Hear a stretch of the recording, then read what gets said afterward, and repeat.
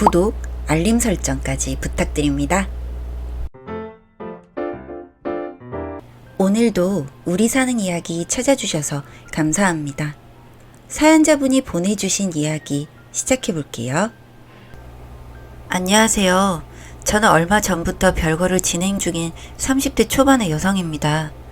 뭣도 모르는 어린 시절에 식을 올리고 나이 차이가 나는 남편의 뒤치다꺼리를 하며 거의 10년의 시간을 보냈는데요. 아이 못 낳는 죄인이라고 임신을 하지 못해서 그 부분 때문에 시댁에서도 저를 찬밥 취급을 하곤 했습니다. 뭐 별것까지 한 지금에 와서는 아이가 없는 게 다행이라는 생각이 들지만요. 저한테는 제 피를 이은 아이가 없지만 제 남편은 아니었습니다. 그게 별거를 결심한 이유기도 하죠. 네, 10년의 시간이 지나도록 아이를 가지지 못하는 절 보고도 애 없으면 어때? 우리 둘이 잘 살면 되지. 요새는 딩크도 흔하잖아. 라며 강 건너 불구경하듯 미적지근한 태도를 보이던 남편에게는 그럴 만한 이유가 있었던 것이었죠.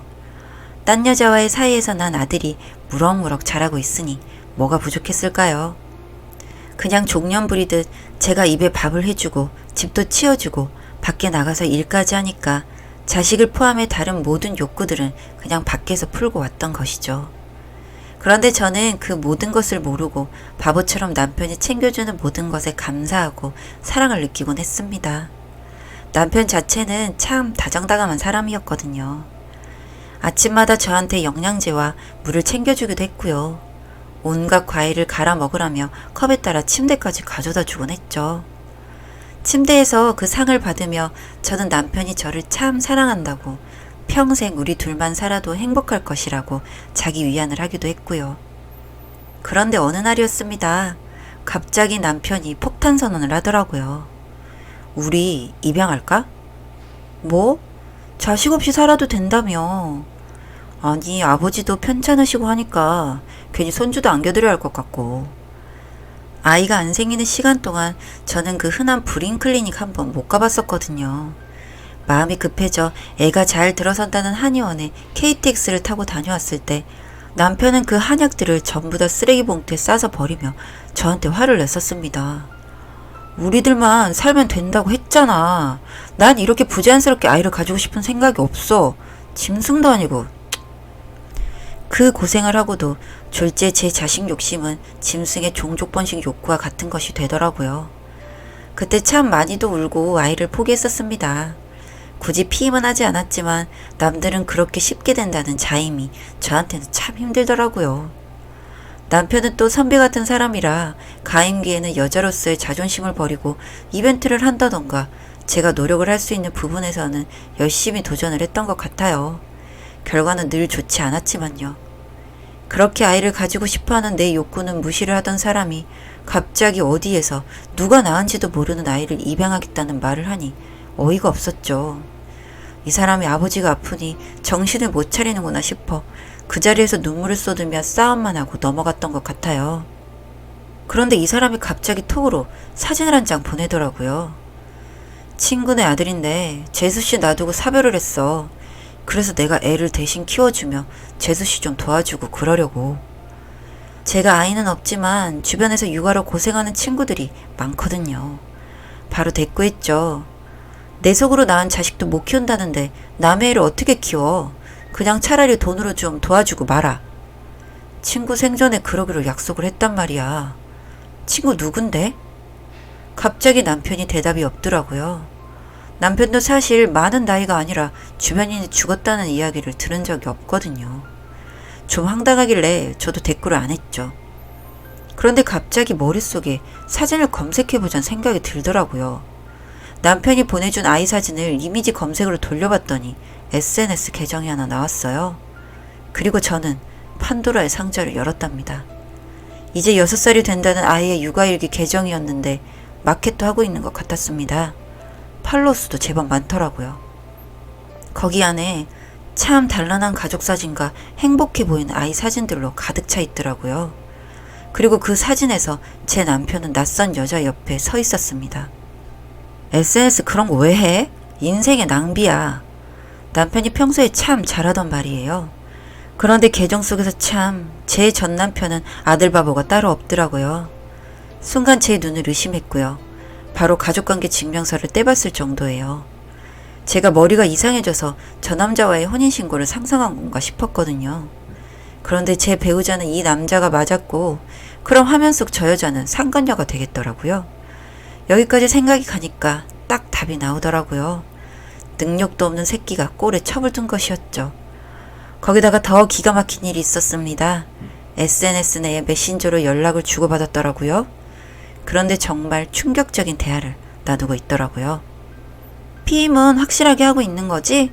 우리 애기 얼른 그 집 들어가서 살아야 하는데.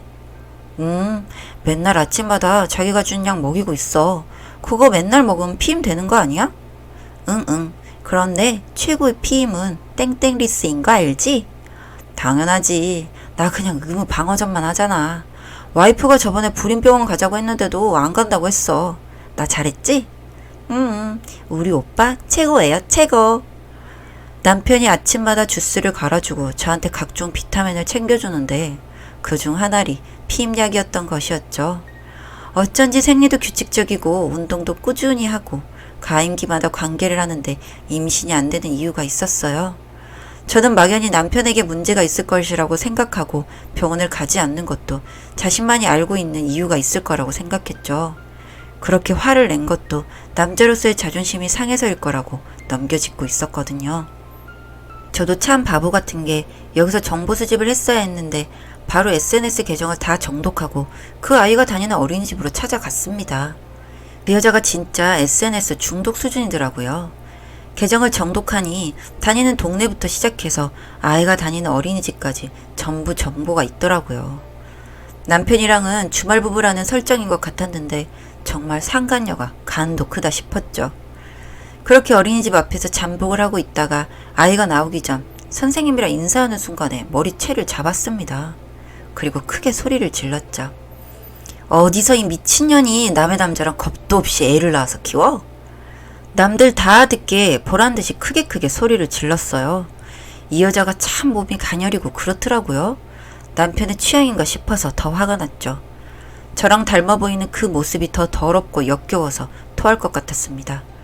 다행히도 어린이집 선생님들이 아이를 데리고 나오진 않더라고요. 저도 애한테 이런 모습을 보여주긴 쉽진 않았거든요. 개라고 상간녀와 쓰레기의 사이에서 태어나고 싶었겠어요? 그렇게 뺨을 대차게 몇 번 날렸더니 어안이 벙벙한 채로 여자의 뺨이 붉게 부어올랐어요. 입술이 터졌는데도 무슨 일을 겪고 있는 건지 모르는 것 같더라고요. 누군가가 경찰에 신고한 모양이었는데 그렇게 그 여자 머리채를 경찰이 떼어놓기 전까지는 쥐고 있었던 것 같아요. 머리털이 한 움큼 빠졌는데 내가 이대로 콩밥을 먹는데도 괜찮다는 생각이 들 정도였죠. 파출소에 그 여자랑 나란히 앉아있다 보니 자연히 진술을 하게 되잖아요. 그런데 제 의심이 다 들어맞더라고요. 이 여자는 남편은 남편이라고도 못 부르고 이름을 이야기하며 떠듬떠듬 진술을 하더라고요. 저는 당당하게 말했습니다. 제가 결혼한 지 10년이 돼가는데 아이가 없거든요. 그런데 이 여자랑 애를 낳아서 어린이집을 가도록 키우고 있었고요. 이 여자랑 작당해서 저한테 피임약을 먹였다고 하네요. 그래서 몇 대 때렸습니다. 감정을 이기지 못해서 죄송합니다. 그리고 그 여자가 쫄쫄 울고 있는 옆에서 보호자로 남편을 불렀죠. 그 여자를 후려팰 때 그 잘난 스마트폰도 던져서 아주 작사를 내버렸거든요. SNS 메신저를 못 쓰니 남편은 뭣도 모르고 그냥 파출소로 와서 깜짝 놀라더라고요. 은주야. 아이고 그래도 천년보다 와이프 이름부터 부르네. 아주 감동이다 감동이야. 얼굴이 퉁퉁 부은 여자가 원망의 눈초리로 남편을 보았고 남편은 안절부절 못하더라고요. 사실 제가 운동이 직업이에요. 정말 주먹을 뻗어 강냉이를 다 털어버리고 싶었는데요.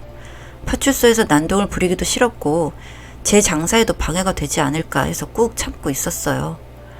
낯설게 느껴진 남편과 슬프게 눈물만 흘리는 여자를 보면서 이혼하겠다는 마음만 굳히고 있었죠. 저는 고소당할 것도 불사하고 있었는데 파출소 담당 순경님이 정말 흐린 눈으로 남편과 그 여자를 보시더라고요. 아니 집안 문제로 이렇게 동네를 시끄럽게 하시면 어떻게 합니까? 바람을 피우던 딴 살림을 차리던 집안에서 해결을 하셔야죠. 남편과 여자는 고개를 들지 못했고 그 경찰분의 중재로 대충 이야기를 마무리 짓고 집으로 돌아왔습니다. 남편은 저와 함께 왔고 여자는 따로 들어갔는데 이혼하겠다는 생각이 순간 없어지고 이혼하면 쟤들들이 룰루랄라 살겠구나 하는 생각이 들더라고요. 그래서 이혼은 머릿속에서 빠르게 접어버렸죠. 아니 무슨 여자가 그렇게 독해. 여자 얼굴을 저렇게 만들어 놓고 애 어린이집까지. 중얼거리는 남편의 입에 스트레이트를 꽂아서 입을 다물게 했습니다. 더하면 다 정말 가만 안 있을 거니까 조용히 하는 게 좋을 거야.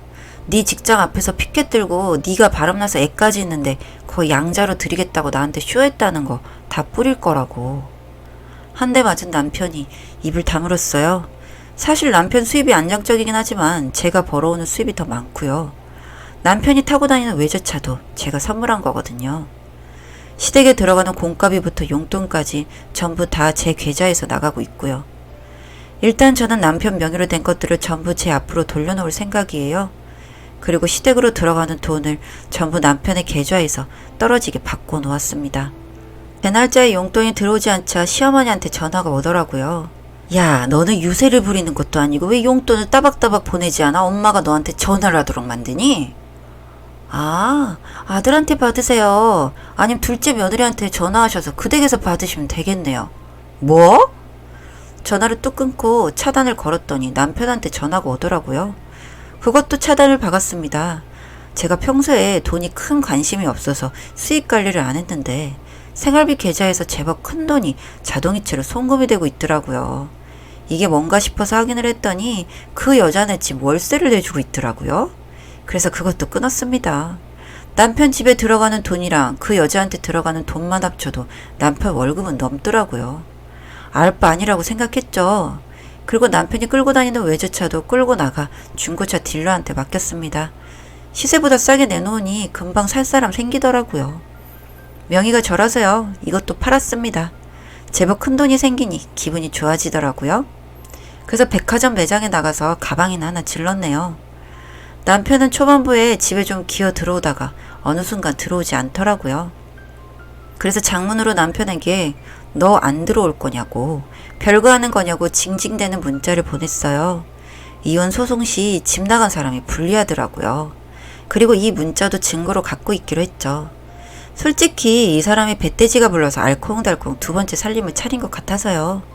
입으로 들어오는 밥이 없어도 행복할 수 있는지 한번 알아볼 생각입니다. 별거 중이지만 셋이서 한번 잘 살아보라고 하죠. 그리고 저는 이혼 생각이 없어서 소송 비용도 들겠네요. 그 사람들한테는. 저는 변호사 끼고 최대한 이혼해주지 않을 생각이고요. 이혼을 진행할 경우엔 가져올 수 있는 최대한을 가져올 생각이에요. 앞으로 어떻게 되는지 보고 후기도 남겨보겠습니다. 씁쓸하지만 오랜만에 느껴보는 자유가 좀 행복하기도 하고 그렇네요. 사연은 여기까지였고요. 우리 사는 이야기 시청해주셔서 감사합니다.